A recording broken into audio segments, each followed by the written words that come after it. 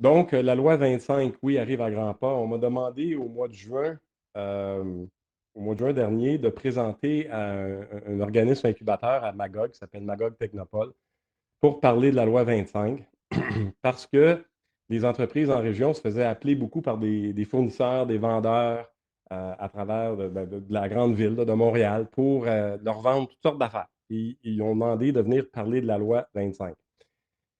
Mais avant de parler de la loi 25, il faut clarifier des choses. La loi 25 ou 64, là, c'est quoi?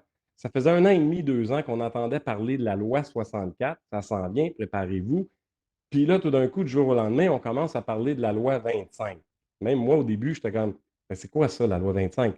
Quand j'ai lu, j'ai dit, ben, c'est la loi 64. Donc, la façon que ça fonctionne au Québec, c'est un petit peu bizarre. Oui, on a un projet de loi qui est déposé à l'Assemblée nationale, donc le projet de loi 64.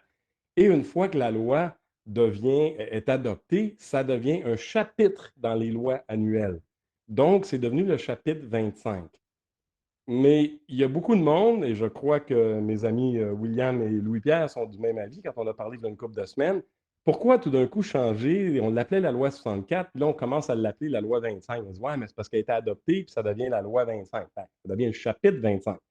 Mais effectivement, on voit ici l'exemple en 2021, tous les chapitres, en 23, 24, 25. Mais exemple, on prend d'autres exemples. La loi 21, là, qu'on parle constamment, la loi sur la laïcité de l'État, on l'entend partout, là, c'est la loi 21, la loi 21, mais elle est devenue la chapitre 12 quand elle a été adoptée. Donc, pourquoi on ne l'appelle pas la loi 12? En même chose avec notre fameuse loi 101 en 1977, quand elle a été adoptée, c'est devenu le chapitre 5. Pourtant, on ne l'appelle pas la loi 5. Puis la même chose, de toute façon, avec la loi 96 que le gouvernement a passée plus tôt cette année, c'est devenu le chapitre 14, mais on parle encore de la loi 96. Donc, typiquement, quand il y a une loi d'envergure comme celle-ci, on continue à y référer d'après le projet de loi. Puis là, il y en a qui disent, ouais, mais c'est parce qu'il va peut-être avoir un autre projet de loi 64 dans le futur. Ouais, mais à peu près toutes les années, il y a un chapitre 25 aussi. Fait que notre nomenclature est un petit peu bizarre, mais comme je dis, il y a comme un consensus que quand c'est une loi d'envergure, on continue à référer du projet de loi. Donc, soyez juste au courant si vous entendez parler de la loi 64 ou la loi 25, c'est la même chose. Moi, perso, je préfère continuer à l'appeler la loi 64, juste parce que ça faisait déjà 1 an et demi, 2 ans qu'on en parlait, ça a été dans les médias un petit peu. Fait qu'il y a peut-être plus d'entrepreneurs qui ont entendu parler de la loi 64. En fait, le vrai titre, c'est la loi modernisant des dispositions législatives en matière de protection des renseignements personnels. Hein? Mais il n'y a personne qui va répéter ça à journée longue. Donc, c'est pour ça qu'on utilise des numéros. En fait, ce que cette loi-là fait, c'est qu'elle va simplement, comme le dit le titre, elle va simplement moderniser des dispositions législatives qui existent déjà. Hein, parce que ça a changé, ça n'a pas été fait en 20 ou 25 ans. William pourra clarifier plus tard. Moi, je vais parler plus de l'aspect cybersécurité et William va attaquer plus le côté légal. Mais une chose qui est importante à retenir, c'est que la loi comme telle, elle n'a rien à voir avec la cybersécurité. Hein, c'est comme les fameux règlements RGPD, GDPR en Europe. Il y a plein d'informations là-dedans. Puis le but de ça, c'est de protéger les renseignements personnels des citoyens et citoyennes. Fait que c'est la même chose avec la loi 64. Là. Il n'y a rien dans la loi qui dit vous devez avoir des pare-feux, puis vous devez avoir de l'authentification multifacteur, puis vous devez avoir toutes sortes d'affaires. Là. Non, non, c'est pas vrai. Là. OK? Ça fait juste dire qu'il faut protéger les renseignements personnels. Par contre, on s'en attend, il y a un paquet de monde sur le marché de fournisseurs qui essayent de vous vendre toutes sortes d'affaires. Hein? Moi, j'appelle ça des patentes à gosse. Puis, je vais vous montrer une image que j'aime bien ici. Ça, là, c'est des fournisseurs, des vendeurs de patentes à gosse. Maintenant, c'est important de mettre de la technologie en place. Là, hein? Je ne crache pas sur tout ça. Ça prend de la technologie pour surveiller, pour protéger nos données, mais il faut faire attention. Là. Vous pouvez voir qu'il y en a, ça finit plus. Puis tout le monde s'annonce là, comme ayant la pilule magique. Mets mon affaire, là, puis tu vas être sécuritaire. Mets ça, tu vas être sécuritaire, tu n'auras pas à t'inquiéter. Malgré tous ces joueurs-là, malgré toutes ces compagnies-là, toutes ces solutions-là, depuis 2020, on voit une hausse de 300 une augmentation de 300 dans la quantité de cyberattaques, année par année. Donc, en 2020, c'est clair, on sait pourquoi. La pandémie, on envoie tout le monde travailler à la maison. mais les compagnies n'étaient pas nécessairement prêtes à ça. Et dans bien des cas, on a sacrifié la cybersécurité pour la convenience. Et donc, on a vu une multitude d'attaques. 2021, c'était pareil. Puis 2022, ben, ça s'annonce pas mieux. Hein. D'ailleurs, si vous regardez les manchettes, juste dans là, 2 semaines, il y en a eu 3 majeures. Il y a eu évidemment l'UPA, BRP, que tout le monde a entendu parler, et il y a une compagnie je crois que c'est à Chambly, qui s'appelle Davensis, qui font des solutions, entre autres, pour gérer les réservations de transport adaptées pour les villes. Donc, à Sherbrooke, à Trois-Rivières, à Lévis, à Gatineau, on ne pouvait plus réserver de transport adapté pendant quelques jours. Donc, il y en a tout le temps, tout le temps. Cégep Montmorency à Laval récemment, qui s'est fait extorquer. Je ne sais pas comment ça a fini, là, ça. J'imagine qu'ils ont payé la rançon, parce que sinon, ils allaient publier des données des milliers d'étudiants. La cybersécurité, là, c'est pas juste une chose. C'est beaucoup de choses. Hein? J'aime ce monsieur-là qui maintient ce dessin-là sur LinkedIn. Ça fait plusieurs versions, là, comme vous voyez, la version 3.1. Mais lui, là, il explose tout ce que la cybersécurité comprend. Donc, la cybersécurité, c'est un aspect de l'informatique, mais juste, on a fait juste exploser ça, c'est beaucoup de choses. Hein? Il y a de la sécurité offensive, ceux qui font du pen testing, du hacking, là, ethical hacking, pour voir là, si tout est bien sécurisé. On a réponse aux incidents, les opérations, la défense. Hein? La défense, l'offense, c'est ce qu'on appelle souvent dans la communauté du red team, blue team. Red team, c'est ceux qui font de l'offensif. Blue team, ceux qui font du défensif. Blue team, typiquement, c'est des gens en entreprise qui sont chargés de protéger les réseaux et les données internes.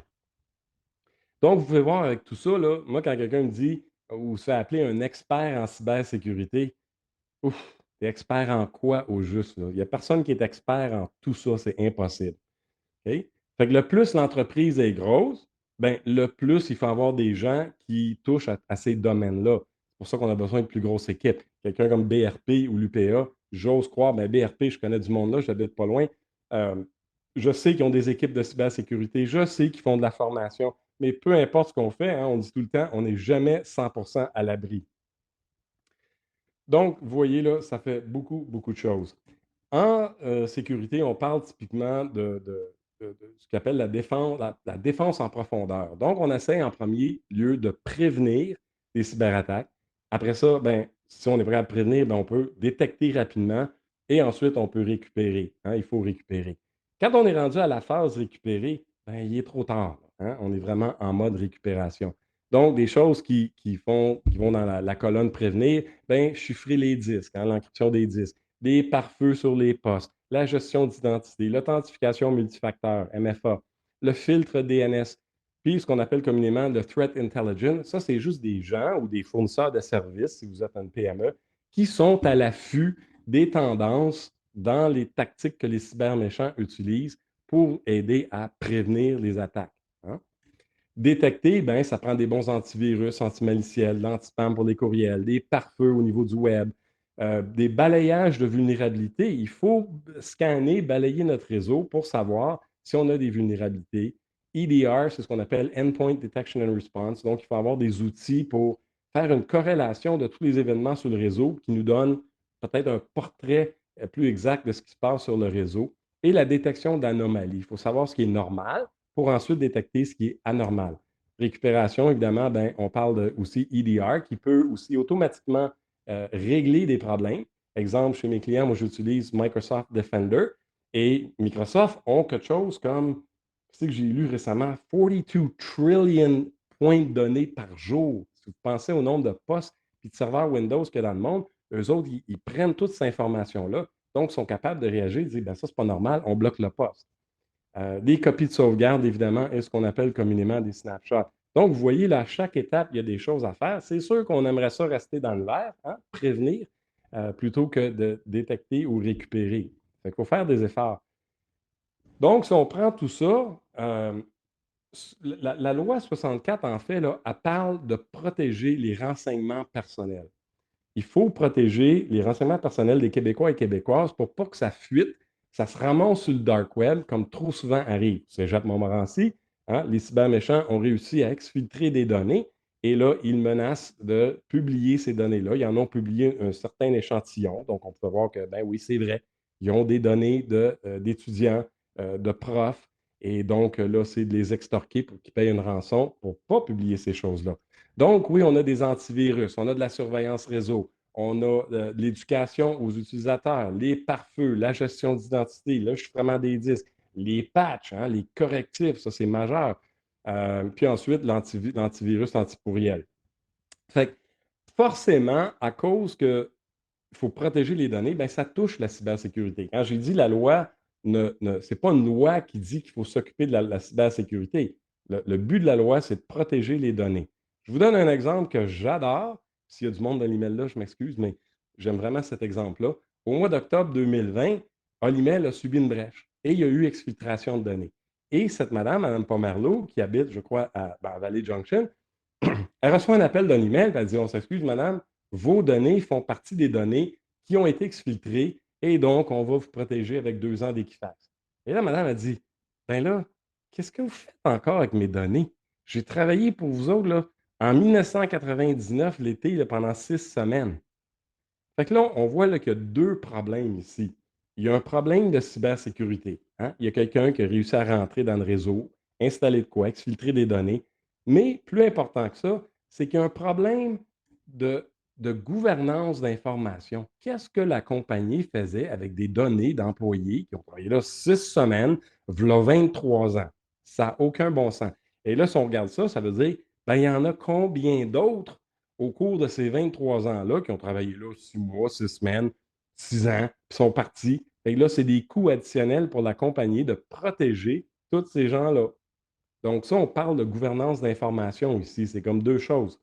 Maintenant, mon image, elle démontre évidemment des dossiers. On parle de données, mais on sait bien qu'aujourd'hui, ça ressemble beaucoup plus aux données qu'on a, hein. La grande majorité des données en entreprise sont informatisées, sont stockées sur des disques durs. Et donc, par la bande, ça implique tous les aspects de cybersécurité qu'il faut s'occuper. OK? Fait que la gouvernance d'information, savoir si on a des données qui sont désuètes, qu'on pourrait se débarrasser, ça, c'est une chose. Puis, il y a l'aspect cybersécurité.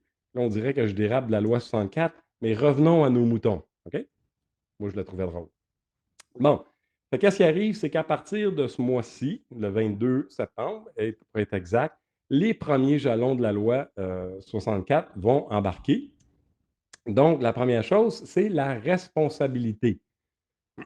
Pardon. Donc, à partir du 22 septembre, la plus haute autorité dans l'entreprise devient responsable des données, des renseignements personnels qui sont stockés par l'entreprise. OK? Donc, le fardeau de la responsabilité demeure sur ses épaules. Typiquement, ça va être le PDG. Hein? Fait que là, il y a peut-être bien des directeurs d'entreprise qui, tout d'un coup, vont se retrouver avec ce fardeau-là sur les épaules et il faut qu'ils s'en responsabilisent. Maintenant, ceci dit, ils ont l'option de déléguer ça à quelqu'un d'autre par écrit, hein. Donc, ils ont le droit de dire, ben, c'est mon directeur TI ou c'est peu importe qui, mon CISO, mon CIO, mon CFO, peu importe.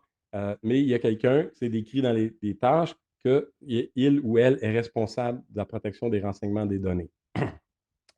Le but ici, c'est l'entreprise est responsable. S'il se passe de quoi, ben, on ne peut pas dire, ben, je pensais que mon fournisseur de services TI s'en occupait ou que tel un tel s'en occupait. Non, non, non, la responsabilité arrête là. OK? Donc, on espère que juste ce fardeau-là de responsabilité va faire en sorte que les entrepreneurs vont dire, ouais, peut-être que je devrais m'en occuper. Ensuite, divulgation, ça veut dire que dans certains cas, l'entreprise pardon, a le droit de partager des informations, de divulguer ou de partager des informations avec des tierces parties pour des fins de, de transactions commerciales. OK? Euh, En 2022 aussi, je n'ai pas mis, il y a aussi la divulgation, c'est ça. Lorsqu'il y a une brèche, lorsqu'on s'aperçoit qu'il y a une brèche à l'entreprise, vous allez devoir, premièrement, avoir un plan de réponse, hein, un plan de mesure d'urgence. Et deux, vous avez le devoir aussi de rapporter la brèche à la commission d'accès à l'information. Maintenant, ça, c'est un aspect de la loi que dans la communauté de cybersécurité, on trouve un petit peu désolant. Et la raison est la suivante. En Europe, avec les RGPD, quand une compagnie s'aperçoit là, qu'il y a une brèche, dès qu'ils s'aperçoivent qu'il y a une brèche, qu'il y a une fuite potentielle de données, ils ont typiquement 72 heures pour rapporter ça à leur DPO de leur pays, Data Privacy Officer. Donc, ils sont obligés de divulguer en dedans de 72 heures, sinon ils risquent des plus grosses amendes. Au Québec, malheureusement, avec la loi 64, il n'y a pas de temps prescrit. On dit avec diligence. Ouais, mais ça veut dire quoi, là, ça? Hein? Ça veut dire dans 3 jours, ça veut dire dans 3 semaines, dans 3 mois, quand ça va nous tenter. Ça, c'est pas clair. On espère, dans la communauté de cybersécurité, que ça, c'est un aspect qui va changer, qu'on va mettre une limite, dire non, quand tu t'aperçois qu'il y a une brèche, tu as 72 heures ou peu importe qu'est-ce qu'on va choisir.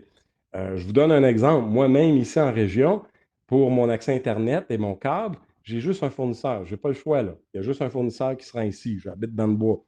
Euh, à la mi-février, je reçois un courriel du fournisseur qui dit bon, ben là, c'est pour vous aviser que le 8 décembre, 2 mois et demi d'avant, on a eu une cyberattaque, on s'est fait chiffrer nos serveurs, puis on pas mal certain qu'il n'y a pas de fuite de données, mais juste au cas, on va vous protéger avec 2 ans d'Equifax, la réaction de tout le monde. Donc, moi, j'ai écrit à la directrice générale, je dis ouais, mais là, je fais partie d'un podcast, je voulais voir si ça voulait venir parler au podcast. Puis elle me répond, elle dit non. Elle dit nous autres, là, on a récupéré toutes nos données, on a pris des abonnements pour tout le monde à Equifax, puis tout est revenu à la normale. On ne pense pas qu'il y a eu exfiltration de données. Et pour nous, c'est dossier clos. La dernière chose qui nous restait à faire, c'est d'avertir les clients. La dernière chose qui restait à faire, c'est d'avertir les clients. Ça, là, on trouve ça absolument désolant parce que là, ça fait 2 mois et demi que peut-être mes données personnelles traînent sur le dark web, sont publiées à quelque part, j'en ai aucune idée, puis ils ont des informations sensibles. Ils ont mon nom, adresse, numéro de téléphone, numéro d'assurance sociale, mes numéros de compte de banque parce qu'ils prennent des retraits. Ils ont toutes sortes d'informations, là. Peut-être, ça fait 2 mois et demi que ça circule, puis je ne le sais pas, j'en ai aucune idée. Pour eux autres, là, c'est dossier clos, c'est la dernière chose à faire. On trouve ça désolant parce que au moins, ça mettrait à l'affût les gens qui pourraient être victimes d'usurpation d'identité. Hein? S'il l'aurait dit, là, peut-être 2 jours après, on subit une cyberattaque, faites attention, surveillez vos comptes de banque, vos cartes de crédit, vos identités. Hein? Ce n'est pas 2 mois et demi après, quand eux autres, ils pensent que c'est fini. Ça, on trouve ça très désolant. Euh, puis, William pourra en parler. Il y a des avocats qui prônent justement pas de transparence, on va le dire après, mais au niveau de protéger les clients, les employés qui pourraient être victimes d'usurpation d'identité dans la communauté de cybersécurité, on trouve que ce n'est pas une bonne idée. Soyons transparents, on va laisser les gens savoir qu'il pourrait y avoir un problème avec leur identité. En septembre 2023, vous allez avoir des politiques de gouvernance pour protéger. Qu'est-ce que vous faites pour protéger les renseignements personnels? Et c'est clair dans la loi que ça doit être publié et ça doit être simple et clair pour monsieur tout le monde. Là, mes amis avocats, ils ne m'aiment pas quand je dis ça, mais donnez pas ça à un avocat parce qu'ils vont sortir 64 pages de langage que personne ne va comprendre. Mais non. William me dit qu'ils ont des sommaires pour expliquer là, qu'est-ce qu'ils vont faire qu'est-ce que la compagnie fait, c'est quoi la politique. Donc, il faut qu'il y ait des politiques claires et simples que monsieur et madame tout le monde vont comprendre. Ça devrait être publié. Si vous avez des systèmes qui prennent des décisions automatisées, en d'autres mots, vous prenez des données là, des gens, puis c'est un système qui fait une décision. J'en connais pas trop. Je pense à des banques. Hein, si on va appliquer pour une marge de crédit ou un prêt, ben, ils vont regarder notre salaire, est-ce qu'on a des dettes, des choses comme ça, notre code de crédit. Puis là, ils filent tout ça dans le système. Puis là, le système dit oui ou non. Hein. Je sais qu'il y a peut-être un humain qui aide là-dedans, là, mais c'est ce genre de choses-là. Donc, s'il y a des décisions automatisées qui sont prises par un système, ben, la personne concernée doit être au courant que c'est automatisé et doit avoir l'opportunité de vérifier et valider que les données sont bonnes. Ça, c'est en 2023. Aussi, en 2023, il va y avoir le concept d'anonymisation. Plutôt que de détruire des données qu'on n'a plus besoin, on a aussi l'option d'anonymiser les données. Donc, il faut s'assurer que les données qu'on maintient ne peuvent pas pointer à une personne. OK? Donc, si je dis, je ne sais pas moi, PDG, ben, c'est de la personne, on a anonymisé le nom, puis on dit le titre, c'est PDG, puis il y en a plein de PDG. Mais si je dis PDG à entreprise ABC, ben là, je suis capable de faire le lien puis identifier une personne. Il faut vraiment que ça soit anonymisé. Dans les règlements RGPD, c'est la même chose. On suit le même modèle. Et vous allez avoir aussi à faire des évaluations des facteurs relatifs à la vie privée. Euh, Ça va être un genre d'évaluation si vous migrez de système. Exemple, vous avez des systèmes à l'interne, des serveurs, votre système de courriel peut-être encore à l'interne, et là, vous allez migrer vers quelque chose comme Microsoft 365. Bien, il faut faire une évaluation. Quels sont les risques aux données qu'on va mettre là-dedans, qu'on va héberger? Il faut que ça soit bien protégé, il faut penser à ça. Même chose, si vous décidez d'héberger des données en dehors du Québec avec un fournisseur, bien, vous devez vous assurer que ce fournisseur-là rencontre toutes les normes de protection des données. Consentement, on parle de si vous avez recueilli des informations, des renseignements personnels des gens, euh, ça doit être clair quelle va être l'utilisation de ces données-là. Hein? On sait, on fait des petits formulaires en ligne, puis au niveau des ventes, les gens doivent remplir leur nom, leur adresse, numéro de téléphone, mais ça, c'est des renseignements personnels. On leur dit, on collecte cette information-là pour pouvoir vous contacter, puis essayer de faire une vente. Le consentement vient, fait que ça, c'est un premier consentement, mais le consentement vient aussi si vous décidez de faire autre chose avec ces données-là. Donc, vous avez un paquet de données et là, vous décidez de prendre ces données-là pour faire autre chose, bien, vous devez avoir le consentement des gens pour cette utilisation-là. L'autre chose, la même chose, partage à l'extérieur du Québec, il faut faire l'évaluation, comme j'ai mentionné. Et il faut toujours penser confidentialité par défaut. Hein. Là, il faut commencer à penser pas juste du stockage de données, là, mais comment est-ce qu'on va protéger ça? Est-ce qu'on est bien équipé? Est-ce qu'on a des bonnes habitudes? Hein? Est-ce qu'on a une bonne hygiène TI pour protéger nos données? C'est à ça que ça revient. Donc, il faut toujours penser confidentialité. On dit en anglais security by design. L'autre chose qui s'en vient en 2023, ben, c'est des sanctions administratives pécuniaires. Ben oui, des amendes. Hein? Fait à partir de septembre l'année prochaine, ça va être 2 du chiffre d'affaires mondial ou jusqu'à 10 millions de dollars. Donc, ce n'est pas n'importe quoi. C'est significatif et ça risque de faire mal à bien des entreprises. On l'a vu en Europe, il y en a eu des amendes. Une des plus grosses, ça a été British Airways qui a suivi une brèche. Il y a beaucoup de données qui sont sorties. Ils n'étaient pas conformes. Ça leur a coûté quelque chose comme 90 millions d'euros, quelque chose de même. C'est énorme. Donc, les sanctions administratives, la CAI va pouvoir imposer ça. Mais ce n'est pas tout, il y en a plus. Il y a aussi des sanctions pénales. Donc, les procureurs de la Commission pourront instituer devant la Cour du Québec des poursuites pénales, pareil comme le DPCP. Et là, les amendes vont être entre 15 000 et 25 millions de dollars ou 4 du chiffre d'affaires mondial. Donc, c'est quasiment le double. C'est le double de les sanctions administratives.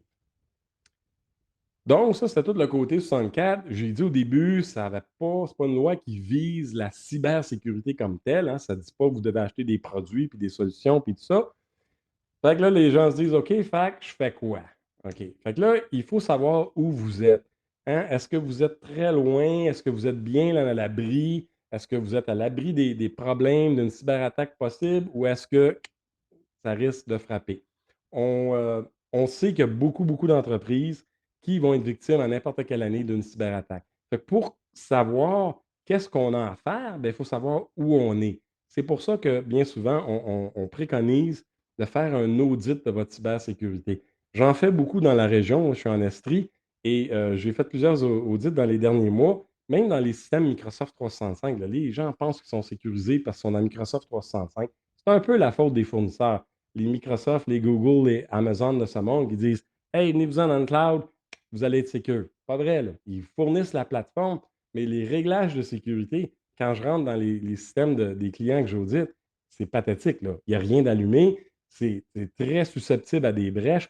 J'en ai vu des compagnies à Sherbrooke qui ont vécu des compromissions de compte courriel de Microsoft 365.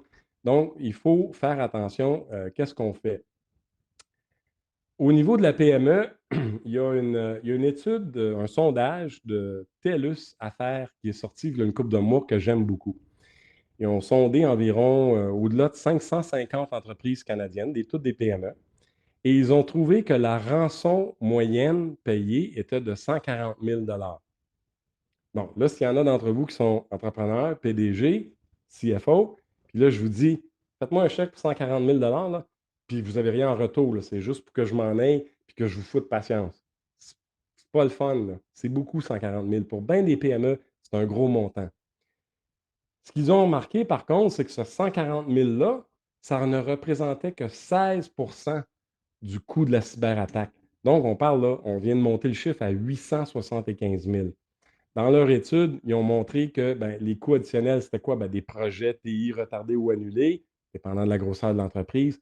La perte de productivité. Hein, BRP, là, ils ont fermé l'usine quoi, une semaine ou 2 semaines. Il y a combien d'employés qui étaient à la maison, là, qui attendaient de OK, revenez au travail. Il faut payer ces gens-là. Là. C'est pas de leur faute.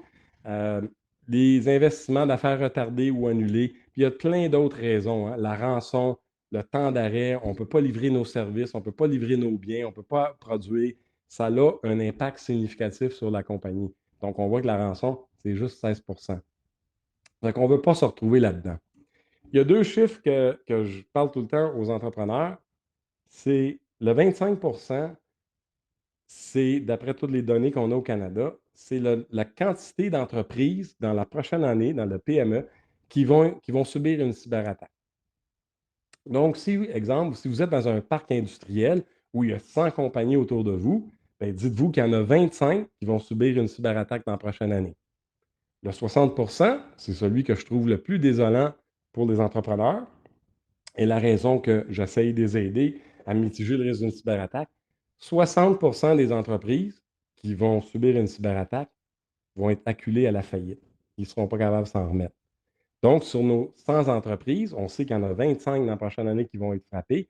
60 de 25, c'est 15. Fait qu'il y a 15 entreprises qui risquent de fermer à cause des cyberattaques.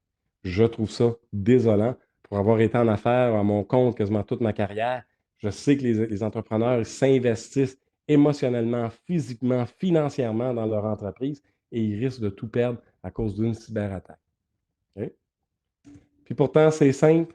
Occupez-vous-en. C'est ce que je vois dans le marché des PME surtout, c'est les entrepreneurs ne s'en préoccupent pas. Hein. On s'occupe de la comptabilité, on n'a pas le choix. Hein. On fait des ventes, il faut facturer, il faut collecter les paiements, il faut fermer le mois, il faut faire les états financiers à la fin de l'année. Hein. On va avoir un portrait de la santé de notre entreprise financière. Mais au niveau de la cybersécurité, là, il y en a trop encore qui voient ça comme une dépense. C'est une dépense. Non, ce n'est pas une dépense, c'est un investissement. On l'a vu, là, les chiffres que je vous ai donnés. Si vous n'investissez pas là-dedans, si vous ne vous en occupez pas, ça va coûter beaucoup plus cher. OK? Donc, c'est ça le problème numéro un que je vois, c'est occupez-vous-en. Faites des efforts. Parce que si vous ne le faites pas, vous risquez de vous ramasser là, comme le Titanic. Hein, ça va couler. C'est bien plate. Je trouve ça tellement désolant de voir des entreprises là, qui sont obligées de fermer, qui sont acculées à la faillite à cause de ne pas s'être occupées de ça. Puis, pour revenir à mon idée originale là, de patente à gosse, puis les vendeurs de logiciels, puis de solutions, puis tout ça, qui essaient de vous vendre toutes sortes d'affaires, oui, ça en prend, là, on ne se le cache pas, mais la majorité de ce qu'on voit dans le marché, c'est pas question d'investir, d'acheter des affaires comme ça. Là. C'est d'adopter des meilleures pratiques, de changer des habitudes. La formation aux employés, ça va très loin. Et aussi les correctifs, hein, les patchs sur les systèmes. C'est tellement négligé en entreprise et on sait que 61 des attaques qui réussissent sont contre des vulnérabilités qui ont déjà été adressées par le fournisseur. Il y a une patch qui existe, mais on ne l'a pas déployée et donc on se fait attaquer. Donc, il y a des choses à faire là, de base. Moi, on dit souvent dans la communauté, la cybersécurité, vous avez vu que c'est un paquet d'affaires, là, mais à la base, c'est de la bonne hygiène TI. Il faut s'en occuper, il faut le faire. OK? Et donc, c'est ça. Je vais laisser la parole à William. Merci Je vais beaucoup. arrêter mon partage. Merci beaucoup, Jacques. Juste 2 minutes avant que William commence. J'ai une Je ne t'entends question pas. par rapport à ces fournisseurs de services et de solutions. Comme tu l'as mentionné, évidemment, ça en prend. Il y a un aspect, bien entendu, qui est une bonne hygiène informatique, une bonne hygiène des données. Donc, ça prend une réflexion à l'interne de savoir qu'est-ce qu'on garde comme information, qu'est-ce qu'on garde comme données, comment on les gère, etc. Mais à partir du moment où on doit aller vers un fournisseur pour nous aider à mettre en place des mesures informatiques pour supporter cette hygiène des données. Est-ce qu'il y a une ou deux questions qui sont vraiment importantes à poser à un fournisseur comme ça, qui va permettre aux entreprises de dire, OK, ça c'est legit ou ça c'est un snake oil salesman?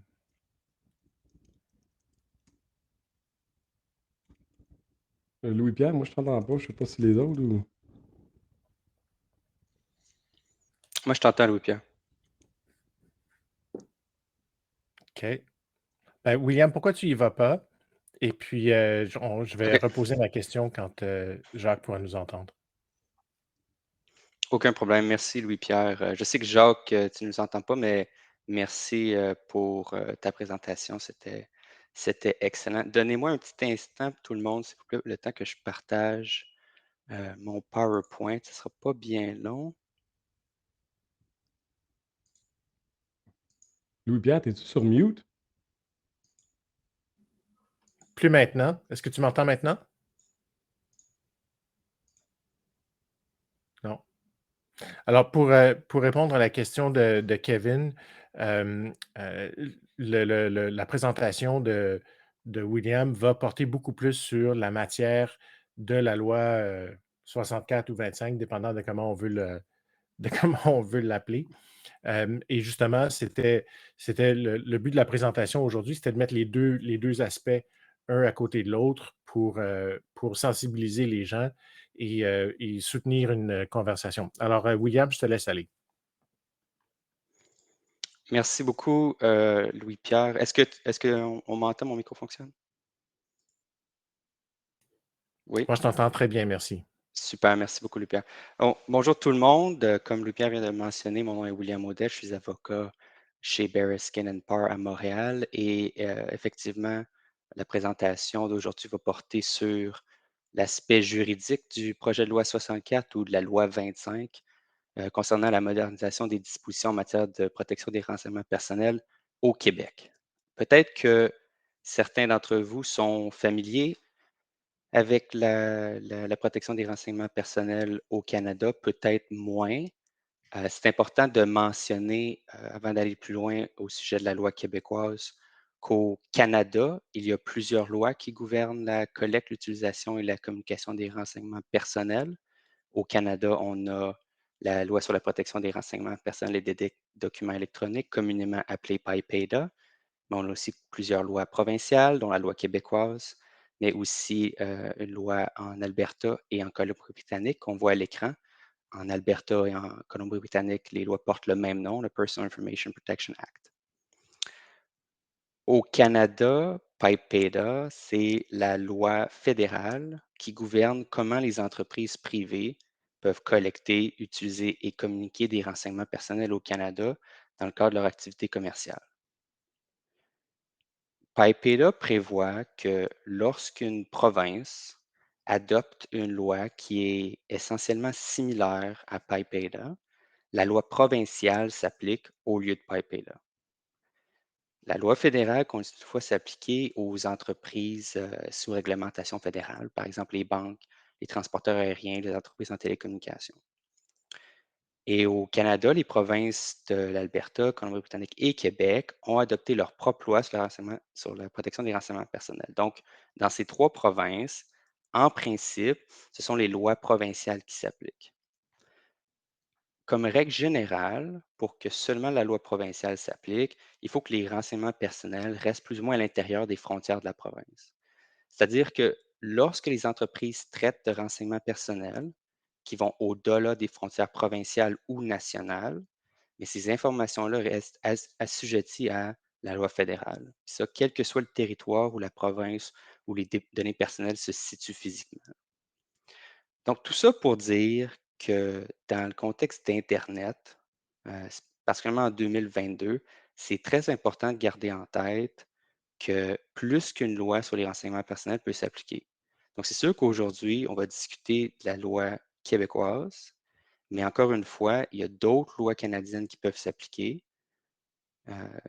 surtout dans le contexte dans lequel on se trouve en 2022. Aussi, avant d'aller plus loin, là, c'est sûr qu'on parle de protection des renseignements personnels. Pour ceux qui sont moins familiers avec ce domaine-là, peut-être que plusieurs d'entre vous se posent la question, c'est quoi un renseignement personnel? Mais très, très rapidement, ben, c'est un concept qui est très, très large. PayPal, par exemple, définit un renseignement personnel comme tout renseignement concernant un individu identifiable. Puis là, on voit à l'écran plusieurs exemples de renseignements personnels. Évidemment, ces renseignements-là ne sont pas énumérés dans la loi, mais en fait l'objet de décisions de tribunaux, de discutant des guidelines gouvernementaux, mais c'est très, très large. Ça peut être le nom d'une personne, l'âge, sa nationalité, sa religion, mais ça peut être aussi des éléments un petit peu moins évidents, là. Ça peut être des données financières, le dossier d'un employé, un dossier de mesures disciplinaires, le dossier de crédit, l'adresse IP, même la photo et l'image d'une personne. Tout ça, ça peut être considéré comme des renseignements personnels. Donc, c'est un concept qui est très large. Ça, c'est apprendre toujours à se rappeler, surtout quand on se pose des questions, est-ce que mon entreprise ou non est assujettie aux lois canadiennes sur les renseignements personnels ou est-ce qu'on devrait prendre des actions pour se protéger à cet effet?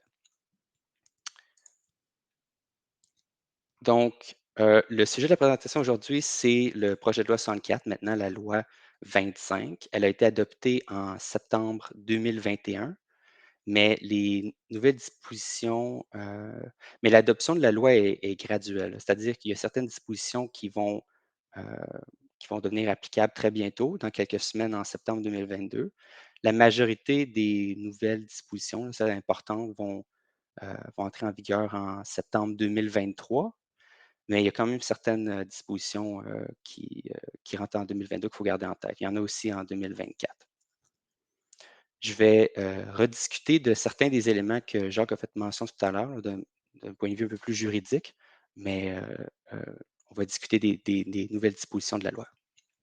Donc, sans plus attendre, en septembre 2022, là, Jacques l'a mentionné tantôt, les entreprises sont obligées de nommer un responsable de la protection des renseignements personnels. C'est une obligation qu'on retrouvait déjà au fédéral, que la plupart des entreprises de moyenne grande taille font déjà, mais maintenant est mentionné dans la loi provinciale. Les entreprises doivent nommer un privacy officer.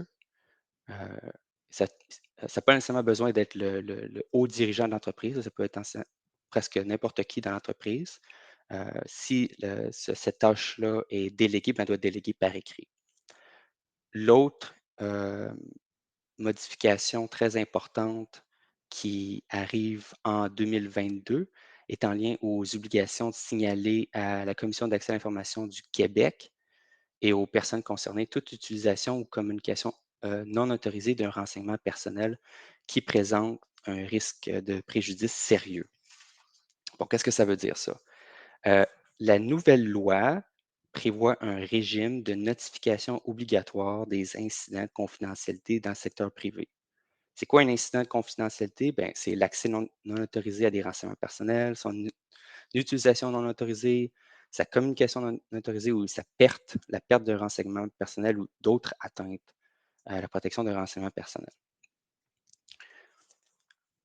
Euh, Toute entreprise qui a des motifs de croire que c'est produit un incident de confidentialité impliquant un renseignement personnel doit euh, prendre des mesures raisonnables immédiatement pour diminuer les risques qu'un préjudice soit causé et éviter que de nouveaux incidents de la nature se produisent. L'entreprise doit aussi évaluer si l'incident présente un risque qu'un préjudice sérieux soit causé. Si c'est un préjudice, s'il y a un risque de préjudice sérieux, l'incident doit obligatoirement être notifié à la Commission d'accès à l'information et aux personnes concernées. Bon, c'est important de comprendre que le seuil de signalement d'un risque qu'un préjudice sérieux soit causé, ça tient compte de la sensibilité des renseignements personnels, des conséquences de leur utilisation ou la probabilité qu'il soit utilisé à des fins préjudiciables. Euh, la loi, oui, la, en 2022 également, des nouvelles dispositions de la loi Il y a des nouvelles dispositions qui portent sur la communication d'un renseignement personnel sans consentement. Là, je vois le temps qui avance, donc je vais aller très rapidement, là. Mon collègue Jacques l'a mentionné tout à l'heure. Mais essentiellement, il y a des nouvelles règles qui permettront à certaines conditions de communiquer des renseignements personnels sans consentement de la personne concernée. Pardon, l'un des points importants, c'est notamment lorsqu'ils sont nécessaires aux fins de conclusion d'une transaction commerciale, là. Mais là, je vois le temps qui avance, donc je vais passer cet point-là pour aller directement vers les points plus importants qui entrent en vigueur en 2023. Je vais juste prendre une gorgée, ce ne sera pas bien long. Bon, en septembre 2023, les entreprises doivent obligatoirement mettre en œuvre des politiques de gouvernance des renseignements personnels. Les politiques de gouvernance devront notamment prévoir des règles qui sont applicables à la conservation et la destruction des données, des renseignements personnels plutôt, le rôle et les responsabilités des membres du personnel au cours du cycle de vie des renseignements, un processus de traitement des plaintes relatives à la protection des renseignements personnels et aussi une obligation de publier sur le site Internet de l'entreprise une politique de vie privée. Cette obligation-là est généralement respectée, surtout en lien avec les dispositions qu'on retrouve déjà dans la loi fédérale, mais la loi québécoise prévoit désormais l'obligation de publier sur le site Internet une politique de vie privée.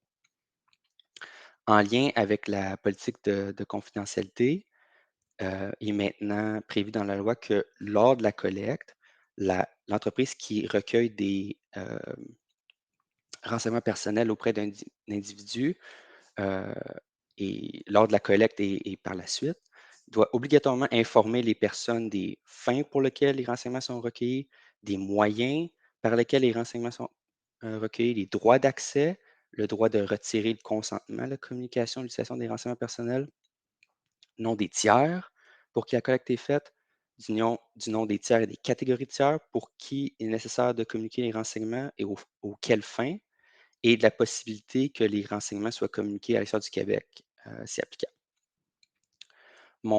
Jacques l'a mentionné tantôt, il y a aussi des dispositions qui traitent des décisions automatisées. Essentiellement, ça va être fait dans les politiques de confidentialité d'une entreprise. Donc, c'est important de réviser les politiques de confidentialité de l'entreprise pour s'assurer d'être conforme à la loi. Parce que les politiques, s'il y a des décisions automatisées, aux politiques, il doit être prévu, ils doivent informer les personnes lorsqu'elles font l'objet d'une décision fondée exclusivement sur un traitement automatisé de ces renseignements personnels.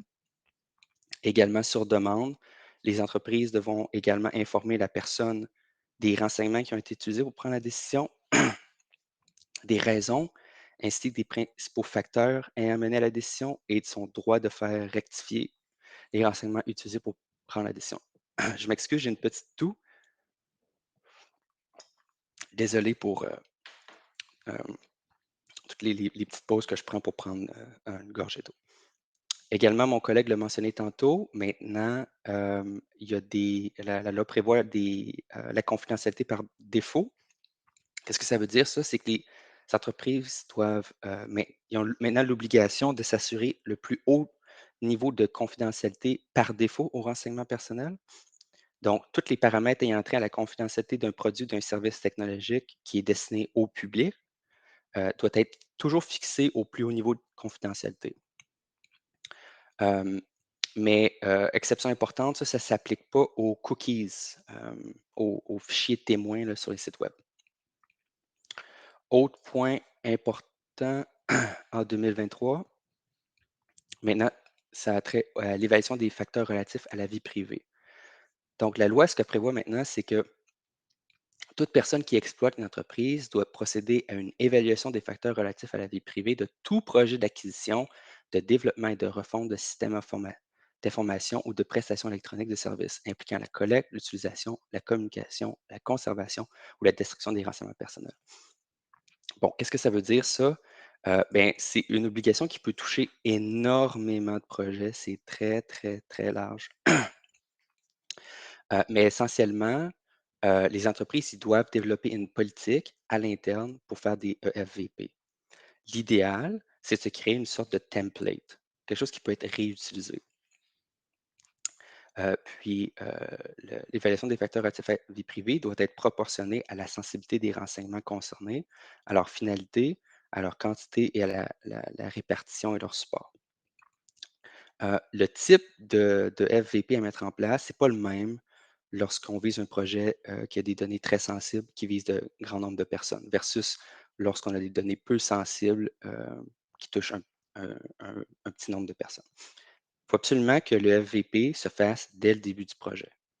Et si c'est pas clair, pour l'instant, c'est quoi un FVP, là? L'objectif, c'est de déterminer, la conformité du projet à la législation applicable, aux renseignements personnels, l'identification des risques d'atteinte à la vie privée engendrés par le projet, l'évaluation de leur impact et la mise en place d'une stratégie pour éviter les risques et les réduire efficacement.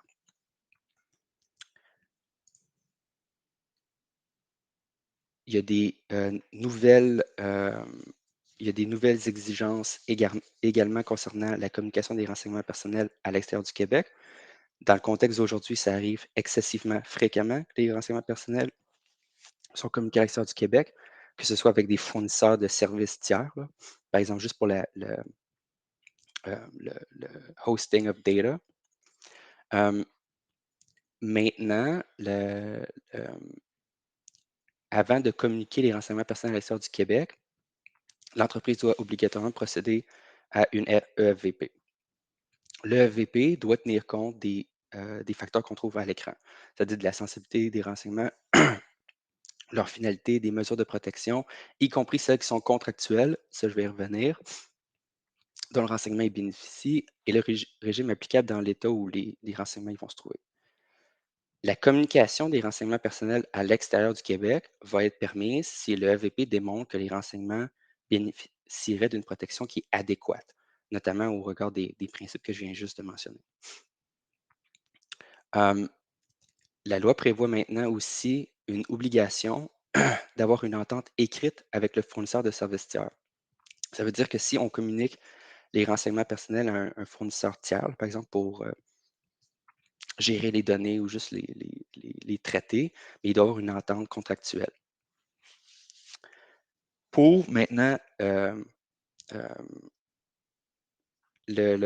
pour la communication des renseignements personnels à l'extérieur du Québec, l'entente qui doit être écrite doit aussi tenir compte des résultats de l'EFVP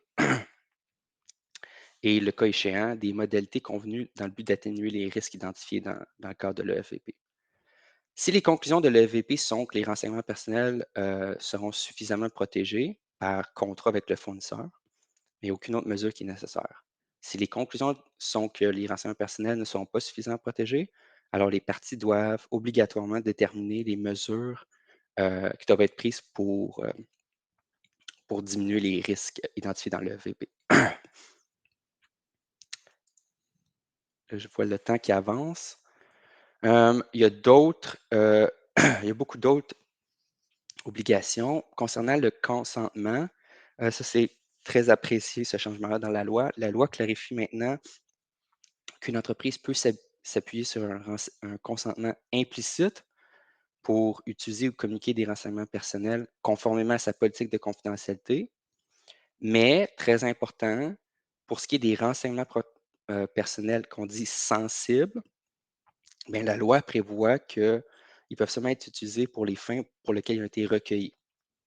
Et puis, ils ne peuvent pas être communiqués à des tiers, à moins que l'individu à qui appartient les renseignements personnels, bien, il consente expressément ou que la loi l'autorise. William, Un renseignement? je vais te laisser Oui. prendre, je vais te laisser prendre une gorgée d'eau. Je vais te poser une question. Est-ce que, Merci, est-ce Louis-Pierre. que la loi définit, est-ce que la loi définit ce qui est un renseignement personnel sensible ou est-ce que c'est encore une fois quelque chose qui fait partie du flou Ben, législatif qu'on a vu dans certaines autres dispositions? il y a un flou législatif, mais la loi le définit. Merci, Louis-Pierre, pour cette petite pause bien timée. Euh, Un renseignement personnel, c'est sensible lorsque, par sa nature ou en raison du contexte de son utilisation, euh, ou de sa communication, mais ça suscite un haut degré d'attente raisonnable en matière de vie privée. Si on pense par exemple au numéro d'assurance sociale, ça c'est définitivement un renseignement personnel sensible, mais on ne retrouve pas dans la loi de liste comme telle ou d'exemple de renseignement personnel sensible. Je vais passer, voyant le temps qui avance, je vais pas discuter du consentement pour le mineur, mais je vais très brièvement aborder le droit à l'oubli, qui est un petit peu moins, disons, relevant pour les entreprises, mais ce l'est pour les membres du public, là. Maintenant, il y a une sorte de droit à l'oubli, un, un peu comme on retrouve en Europe, là, pas pareil, mais un peu qui permet, qui donne maintenant le droit de faire cesser la diffusion de renseignements personnels ou de faire désindexer des hyperliens rattachés à un individu. Sans rentrer dans les détails parce que je vois le temps qui avance, c'est surtout quand ça va être applicable, surtout lorsque la diffusion d'un renseignement personnel va causer un préjudice grave à la réputation d'une personne. Euh, mais je vais passer euh, devant ce point-là pour aller directement vers les sanctions. Jacques l'a mentionné tantôt, mais je vais rentrer un petit peu plus dans les détails. La loi prévoit maintenant des sanctions administratives pécuniaires. Euh, les nouvelles sanctions administratives pécuniaires euh, peuvent être imposées par une personne désignée par la Commission d'accès à l'information du Québec. Le type de violations qui peuvent donner lieu à une sanction administrative pécuniaire sont par exemple lorsqu'une entreprise ne respecte pas ses obligations de transparence au moment de la collecte, recueille, utilise ou communique, détient, etc., euh, et détruit des renseignements personnels en violation de la loi, signale pas un incident de confidentialité, à se rappeler que ça, cette obligation-là rentre en application en 2022, met pas en œuvre les mesures de protection appropriées ou n'informe pas correctement les personnes concernées d'une décision fondée exclusivement sur un processus automatisé, là, comme on a mentionné tantôt.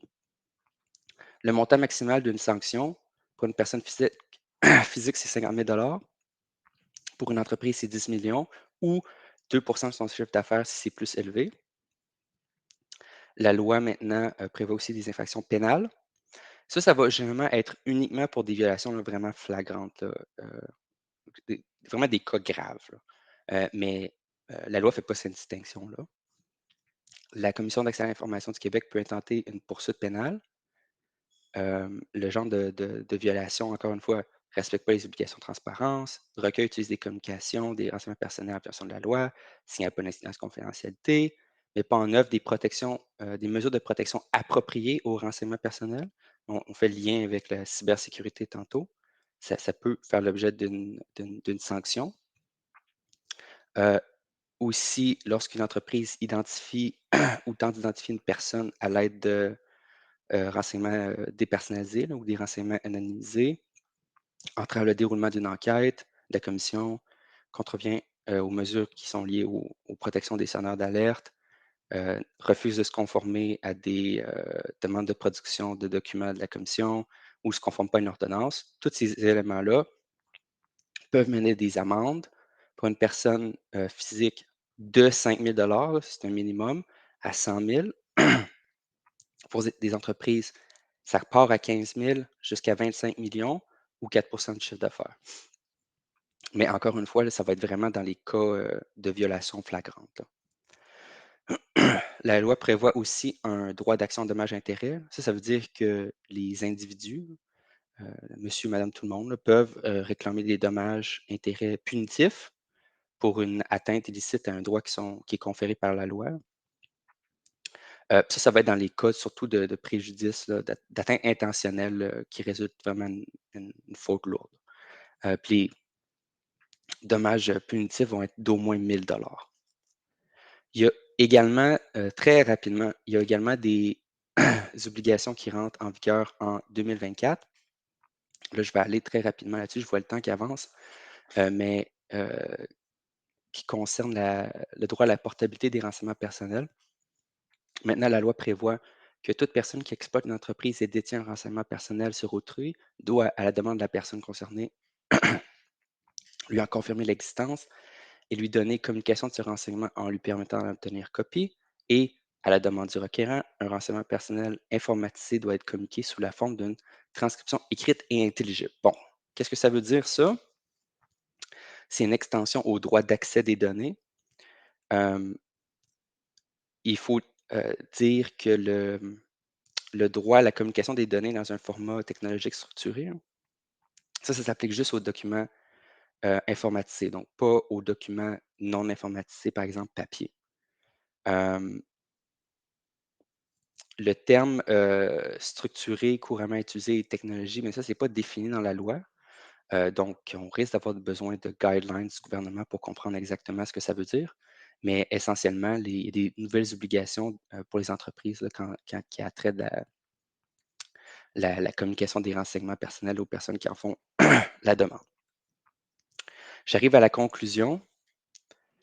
Euh, à la lumière de la refonte de la loi, c'est important au Québec, pour les entreprises au Québec, là, d'envisager quelques points.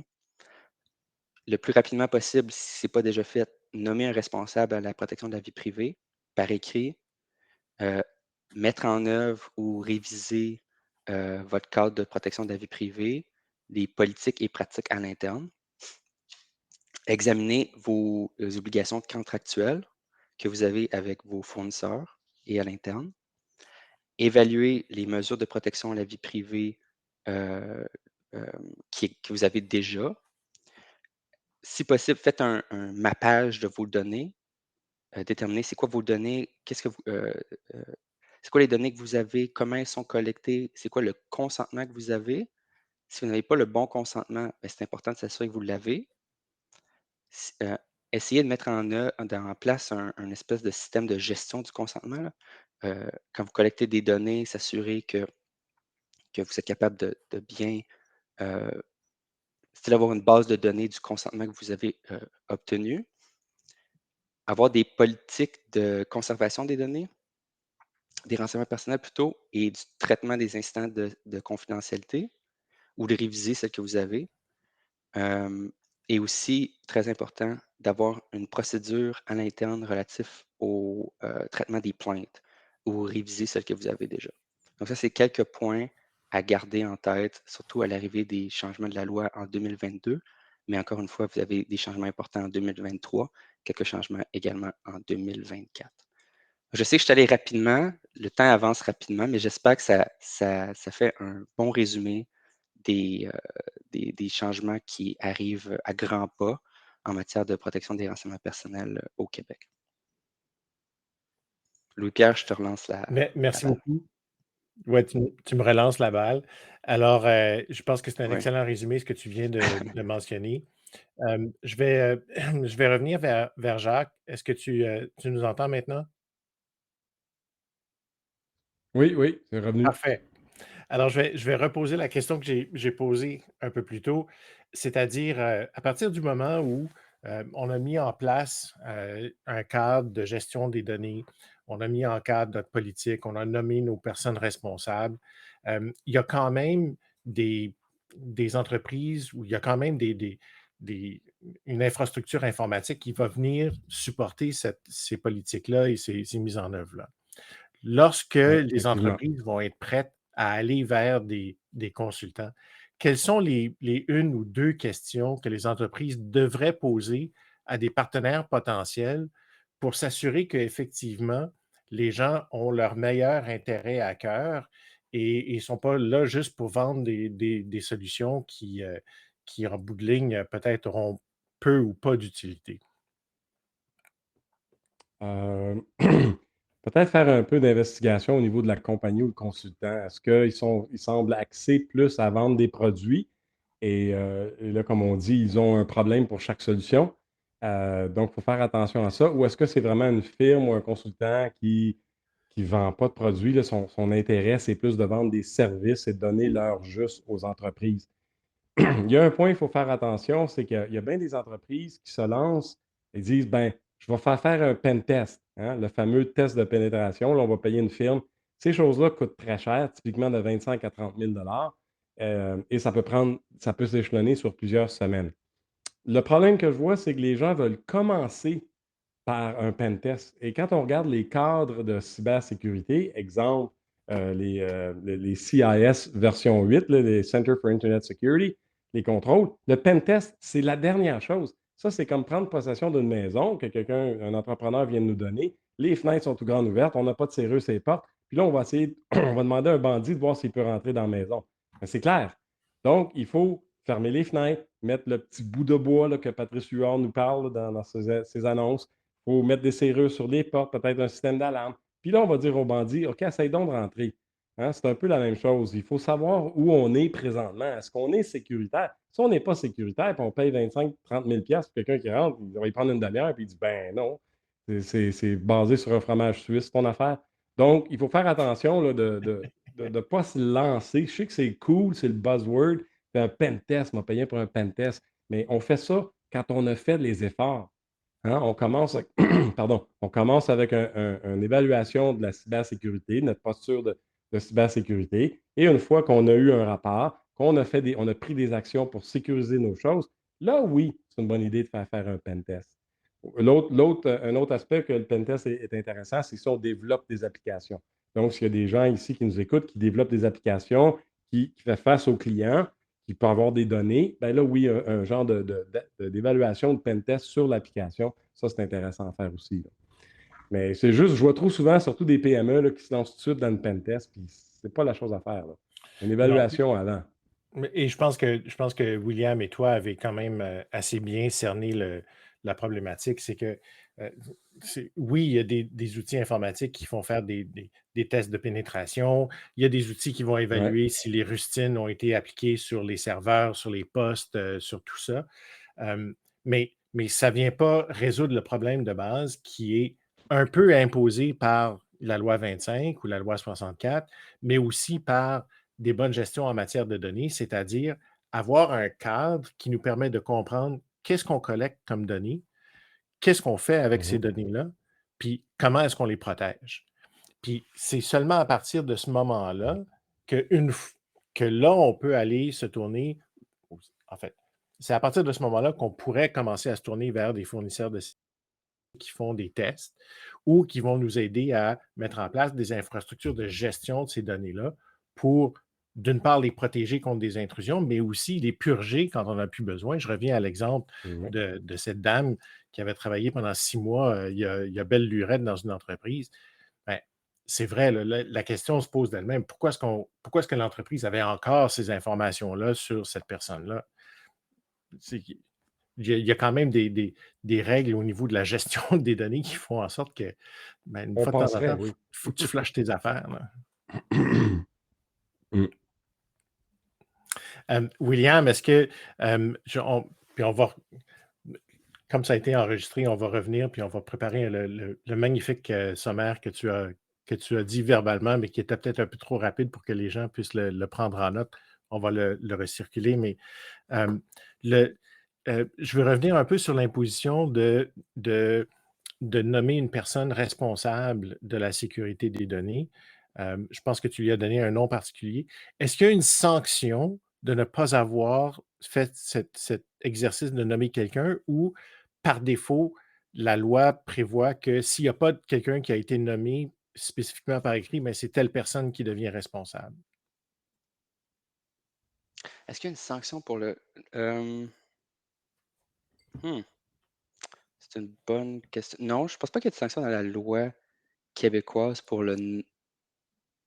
à moins que ça- non, il n'y a pas de sanction dans la loi québécoise Il n'y en a peut-être pour pas, là. nommer un C'est not a trick privacy question. officer, mais ça fait partie des obligations que les entreprises doivent mettre en place immédiatement, par contre, même si ce n'est pas nécessairement, ça mène pas nécessairement à une sanction, là, surtout quand on parle de la loi fédérale, là.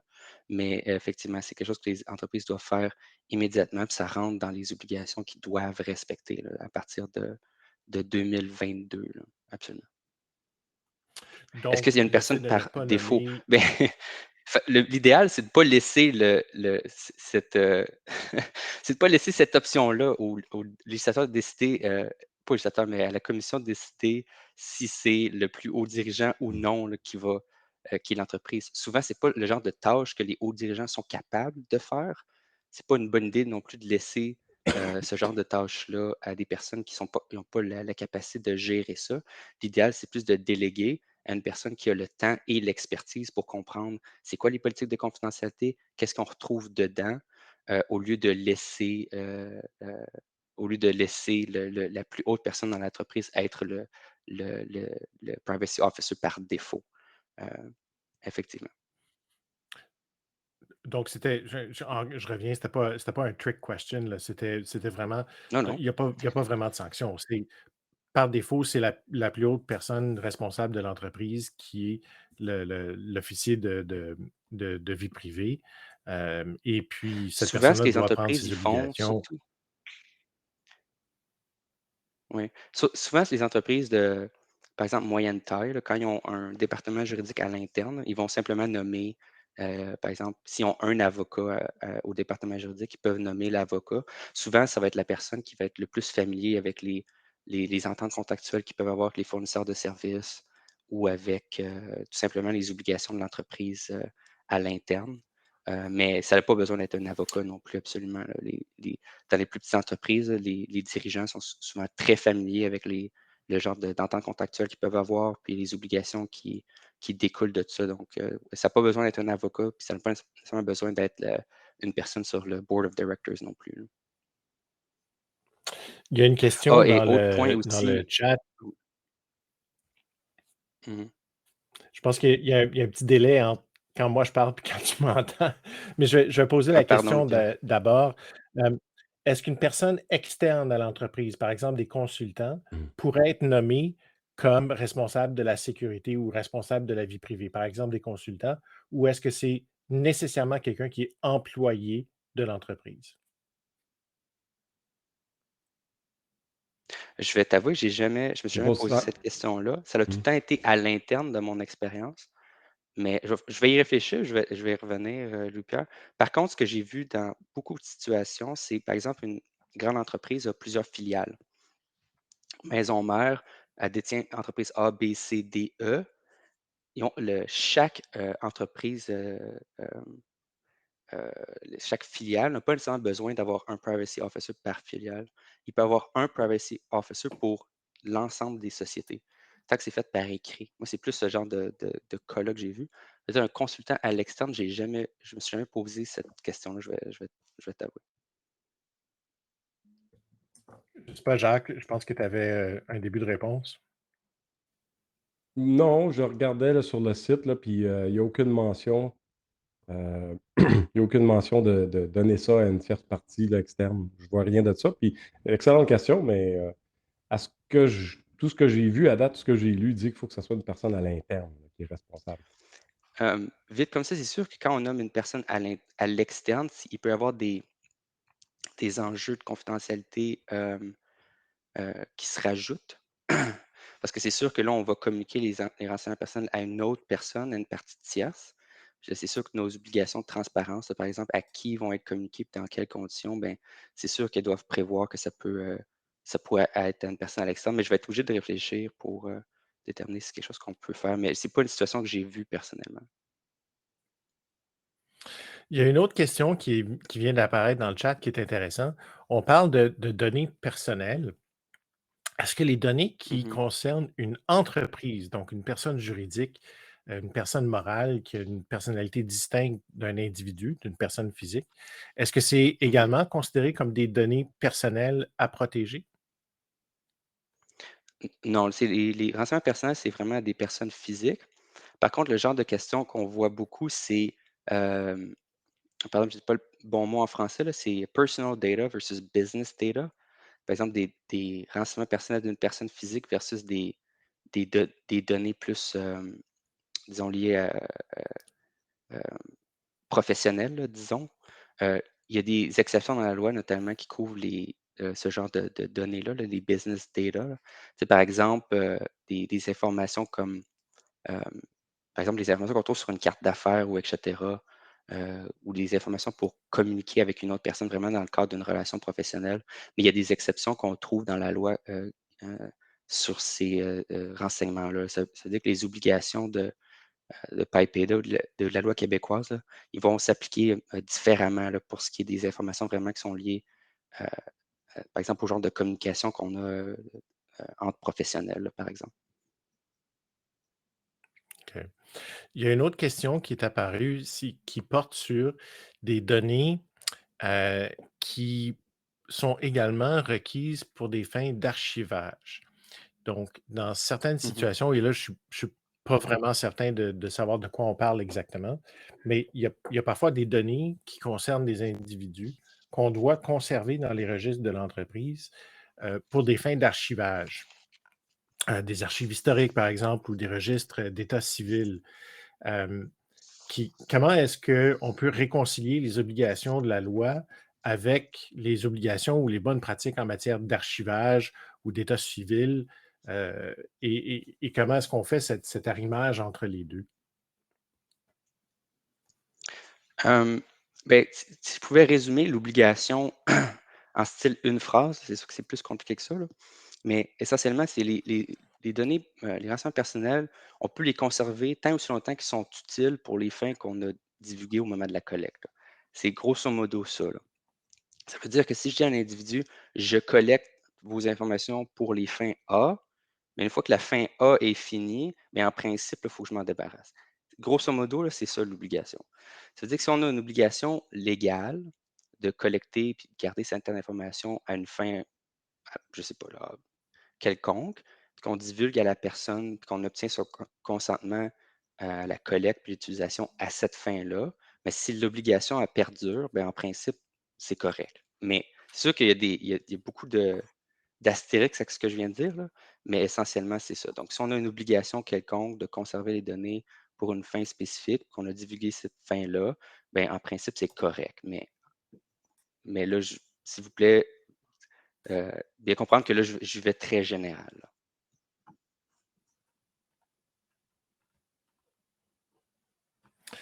Euh, Écoute, il y a plein de questions, puis je pense qu'il y en a Ouais. certaines qui sont quand même assez spécifiques, puis je vais t'inviter, William et Jacques, peut-être à répondre à certaines des questions offline parce que je veux pas non plus trop Ouais. alourdir la présentation. Mais il y a une bonne question. En fait, il y en a deux qui sont très bonnes dans le chat. La première, c'est, Sont toutes excellentes. euh, ouais, elles sont toutes excellentes, les questions, mais je suis une entreprise qui fait faire la paye par une entreprise externe. Une fois que j'ai envoyé toutes Mhm. mes informations à ADP, par exemple, pardon, est-ce que, puis j'ai flashé mon système, est-ce que j'ai rempli mon obligation? Je suis pas sûr de comprendre la question, mais je vais quand même en discuter. Donc, oui, c'est sûr que quand on communique, nous, par exemple, ce que je recommande, là, c'est que si on est pour communiquer des informations, surtout des informations sensibles à des firmes à l'externe, là, c'est important de comprendre que les firmes à l'externe ne sont pas nécessairement au Québec, hein. Il y a souvent, c'est des grosses boîtes qui peuvent se retrouver partout en Amérique du Nord, même en Europe, là, pour ce qui est de la gestion des données personnelles. C'est très important de faire mention de ces éléments-là dans les politiques de confidentialité. C'est important d'avoir les bonnes politiques puis d'obtenir les bons consentements. Ça veut dire que c'est souvent les entreprises, ils ont une politique de confidentialité en ligne. Ça peut être suffisant pour plein de choses, mais des fois, c'est important d'obtenir un consentement qui est peut-être un peu plus express. C'est par exemple, euh, quand on signe un contrat de service, souvent dans le contrat de service, il va y avoir des obligations de confidentialité, là, des clauses de confidentialité qu'on met là-dedans pour s'assurer que quand une personne s'engage à euh, contractuellement avec nous, ben, cette personne-là, en principe, elle a lu puis elle consent aussi aux obligations de confidentialité. Puis dans ces clauses de confidentialité-là, c'est important de faire mention, par exemple, à qui ça n'a pas besoin de nommer la personne nécessairement, là, mais par exemple, de nommer que les informations peuvent être partagées à un tiers aux fins euh, de gestion du système de paye ou etc., puis que les informations peuvent être euh, communiquées à l'extérieur du Québec, puis d'avoir aussi des ententes contractuelles avec les fournisseurs de services pour s'assurer que les données sont utilisées correctement. Là, c'est sûr que ça peut paraître lourd, là, ces ententes contractuelles-là, mais il faut dire, tu sais, par exemple, il y a beaucoup d'entreprises qui euh, host, j'oublie le mot en français, là, pardon, Héberge.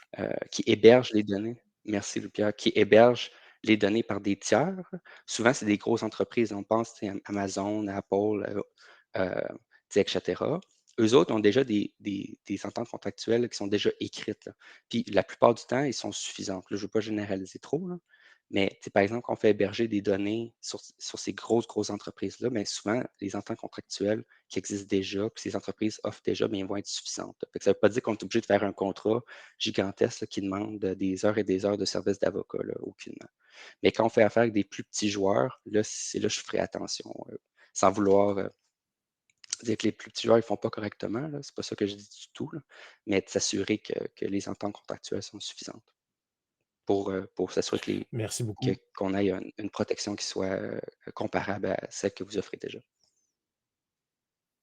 Parfait. Je sais que Jacques doit nous quitter dans quelques minutes. Jacques, est-ce que vous avez un ou deux mots de la fin pour les gens qui nous écoutent? Non, je pense que j'en ai assez dit. C'est juste, c'est comme je disais, c'est pas nécessairement une loi qui adresse la cybersécurité, mais étant donné que nos données sont tous informatisées aujourd'hui, ben, il faut s'en occuper, c'est par la bande. Et comme tu l'as si bien dit, Louis-Pierre, il y a aussi l'aspect gouvernance d'information, hein. Pourquoi est-ce qu'il faut garder des données pendant 23 ans d'un employé qui a travaillé là pendant un été, 6 semaines? Donc, c'est ça que les entreprises vont devoir réviser aussi. Donc, je sais que Alexandra va faire un suivi avec tout le monde. Tout le monde aura mes contacts là-dedans. S'il y en a qui ont d'autres questions au niveau de la cybersécurité face à la loi 64, je suis toujours ouvert à en discuter. Merci beaucoup. Merci beaucoup d'avoir contribué à cette présentation aujourd'hui. Je comprends que tu dois nous quitter et c'est correct, là. Mais effectivement, les gens pourront avoir accès à tes coordonnées de contact pour pouvoir Oui. communiquer avec toi et te poser des questions si jamais il y en a besoin. Une dernière question, William. Euh, Bien que ce ne soit pas nécessairement un problème aujourd'hui parce que les entreprises vont chercher des candidats plutôt que recevoir plein de CV sur des candidats, mais à partir du moment où je fais une offre, où je commence à recevoir des CV de différentes personnes, euh, puis si la personne n'a pas été sélectionnée, qu'est-ce que je fais avec le CV? Est-ce que je peux le garder? Est-ce que je devrais le garder pour un certain temps? Est-ce que je devrais le détruire ou effacer les informations qui sont reliées à la candidature? Effectivement, les informations sur un CV, la, la majorité du temps, ça va être des renseignements personnels. Donc, même si c'est dans un contexte d'un emploi, ben, les règles générales quant à la conservation des renseignements personnels s'appliquent. Ça veut dire qu'on ne peut pas les conserver ou pour toujours, puis on ne peut pas les utiliser pour n'importe quelle fin non plus. Ça doit être limité aux fins pour lesquelles ils ont été collectés, puis pour la durée pour laquelle euh, ben, il était nécessaire, essentiellement. Donc, effectivement, oui, si on garde des CV pendant 20 ans, là, ce ne serait pas approprié. Ça ne veut pas dire qu'il faut s'en débarrasser le lendemain non plus. Des fois, il y a des raisons valables pour lesquelles on peut conserver des données plus longtemps. Par exemple, l'entreprise peut vouloir se protéger contre la fraude ou des choses comme ça. Mais ça, c'est des choses à prendre en considération là, qui peuvent faire en sorte qu'on peut conserver certaines données un peu plus longtemps. Mais garder des informations sur un CV pendant 15 ans, là, ça serait complètement inapproprié, là, en effet. Donc, si c'est le cas, les détruire, puis les détruire correctement. Ça serait important. Là, c'est sûr que ça, c'est pas quelque chose que c'est sûr que les conseils en matière de protection des renseignements personnels, il faut l'adapter en fonction de l'entreprise avec laquelle on est devant, là. C'est sûr que quand on fait affaire avec une grande entreprise qui a beaucoup de moyens, bien, c'est sûr qu'on a la liberté d'aller loin là, dans nos recommandations de protection de la vie privée. Ça, c'est pas toujours possible dans des entreprises de plus petite taille là, qui n'ont pas un budget légal limité. Mais ce qu'on fait souvent, là, souvent, on fait des politiques de protection des renseignements personnels pour les employés et pour les candidats. Ça, c'est des choses qu'on fait régulièrement. C'est par exemple, quand une personne postule, mais il peut avoir une politique de confidentialité qui s'applique uniquement aux candidats, là, qui va vraiment mentionner aux candidats c'est quoi les informations qu'on collecte, pour quelles fins sont collectées, où est-ce qu'on va les mettre, les données, puis etc., comment les personnes peuvent rectifier les données. Fait que c'est sûr que quand c'est possible, ben ça, c'est les genres d'options qui sont idéales. euh, pour ce qui est des, Puis quand on le fait une fois, en principe, après, on peut le réutiliser pour n'importe quel employé. Mais en principe, il faut avoir une politique pour nos candidats, il faut avoir une politique pour nos employés, il faut avoir une politique pour nos clients. Ça, c'est des choses à garder en tête, là, absolument. Puis une des questions qui était posée, c'est est-ce qu'il y a des modèles qui existent? C'est certain qu'il y a toujours des débuts de politique qu'on peut retrouver, qu'on peut regarder. Mais encore une fois, la politique provient de l'entreprise en tant que telle. Que ce soit une Mhm. politique pour les employés, pour les informations qui sont des clients, Oui, des visiteurs sur le site web, ce genre de trucs-là. Donc, je pense qu'il y a oui, une conversation à avoir avec l'entreprise pour être capable de mettre sur pied des politiques, des règles qui vont respecter la oui. nature puis le but de l'entreprise. Il Mais est, c'est un il est très bon maintenant point. 13h30. Excuse-moi. Alors, Ben, Pierre, il est Sylvia, maintenant si tu me permets, 13h30. Oui. je vais faire 30 secondes, là, puis après ça, je laisse les gens tranquilles, là, c'est promis. Mais c'est sûr que l'idéal, là, c'est de consulter un conseiller juridique pour établir les politiques. C'est sûr que si on n'a pas de budget, ben, il faut faire avec ce qu'on a, là. Il y a vous pouvez sûrement trouver des modèles sur Internet. Faites attention à la violation du droit d'auteur si vous reprenez des politiques qui sont écrites par d'autres. Mais c'est sûr que si vous n'avez pas d'autre option, ben, c'est ça qui est ça. Mais des templates comme tels, la politique, il faut faire très attention parce que les données qu'on collecte varient tellement d'une entreprise à l'autre que c'est très difficile de faire des templates parce qu'il ne faut pas oublier que les politiques sont adaptées en fonction du type d'information, puis la manière qu'on l'utilise, puis à qui on les communique, etc. Il y a assez de paramètres que c'est très difficile de faire des- des templates que vous pouvez réutiliser vraiment là, en trouvant sur Internet. Mais si vous n'avez pas d'autre choix, euh, ben, c'est ça qui est ça. Mais évidemment, l'idéal, c'est de consulter un conseiller juridique là, pour vous aider avec ça. Ouais, puis le plus Bon, Loup-Pierre, dangereux, là, juste pour finir sur je les. prends plus de temps des gens, là.